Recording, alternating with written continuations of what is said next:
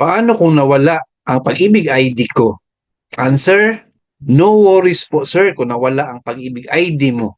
Hindi po yan nawala ang Pag-ibig savings mo or Pag-ibig records po ninyo. Only your Pag-ibig ID ang nawala. So, ang gawin po ninyo sir, punta kayo sa branch, magkuha kayo ng new ID. Kuha po kayo ng Pag-ibig loyalty card po kasi that is tantamount to ID po. At yan po ang ginagamit po if mag-loan tayo sa Pag-ibig Fund.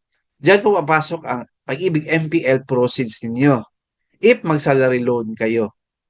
Simply file or fill up a form and then pay 125 na bayad po sa Pag-ibig Loyalty Card. Makuha agad ang Pag-ibig Loyalty Card po, pero yung waiting time medyo matagal if hapon na po kayo magpunta sa Pag-ibig.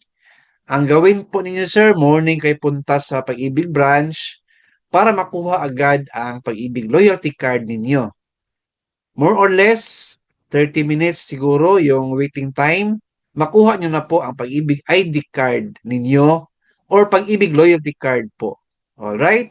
Thank you for asking this question, sir. Ito po yung content natin today. God bless po. Please like, share this video, and subscribe my YouTube channel. Thank you, God bless, and 2 thumbs up.